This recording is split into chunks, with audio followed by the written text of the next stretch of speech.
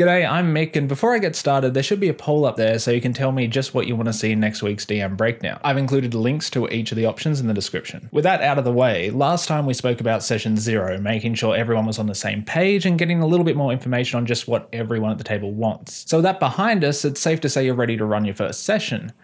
But what will that be? Maybe you have an idea for a setting or a narrative that you're mulling over, but then there are all these published books fully fleshed out. That's tempting. Seems like a lot less effort to just grab a book and run with it. And that's the general consensus you'll find most places you ask. If you want control, make your own setting. If you want quick and easy, grab a module, change a few names. But I don't think that's the right angle to be looking at this question from. For one, which of these requests is both quicker and easier to fulfill? Tell me a story.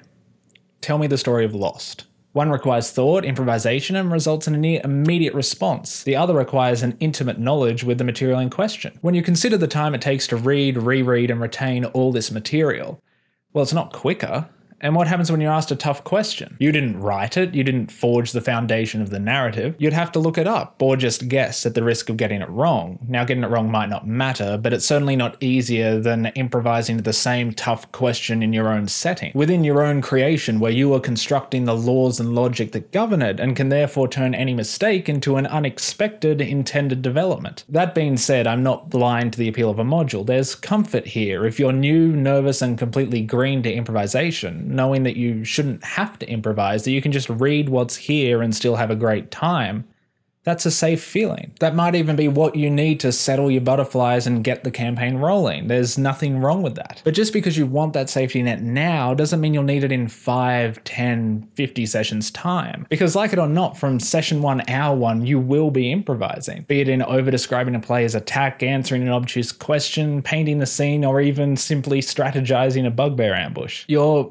exercising your creative muscles, so to speak, and just like anything, it'll be slow and weak at first, but you'll get better with practice. More than that, you'll learn to love it with practice. So my thinking is, why try and hide from that? Why try and minimize your own creativity? Embrace it early so that you don't find yourself 10% into a module that everyone's loving while you're just yearning to explore your own ideas. Of course, if that were to happen, if you did dive into a larger module and start feeling stuck, you could just take control and steer it in your own direction. There's nothing stopping you. You are the DM. After all, you have the power. But these hefty novellas have quite wide-reaching, plain-ending repercussions central to their narrative, and you might be too keen on the demon lords running amok in your world. So what I'd suggest, and what I've done in the past, is to take a small adventure. Take a module like the one in the starter set, or even one from the Yawning Portal, and plug that into your setting. Build your world around it from the get-go, so rather than having to stick with an adventure, finish it, then take a conscious step into the next adventure, you can let the party discover just how complex and fluid your world is around this module. Start connecting story threads to your own setting. Give the modules mysteries, histories of your own. Add NPCs each session that aren't in the module, strangely garbed travelers or messenger boys that push past the party with urgency. Not with the intent of the players picking up these apparent plot hooks, but to make them aware that there is more going on and that at any moment they could choose to follow anything and make that their journey. You don't even need to read the entirety of your mini module in depth. The less you read, the more of your own content you can mainline into the story. In Fandelver is written, small spoiler, every named NPC seems to be a member of a different secret society from the Forgotten Realms setting, so change those allegiances to match your world. Have some NPCs tell tale of their distant homes in your setting, or have lawmen bind and drag a screaming tiefling behind their horses down the road to another town that you're still writing up. Or even if the players don't see it, have other NPCs speak of it. That way, the players will come to feel like they're in your world, despite the primary content being already written for you. I'm not saying all this to give you a huge to-do list of things to prepare, but to give you some ideas of how you can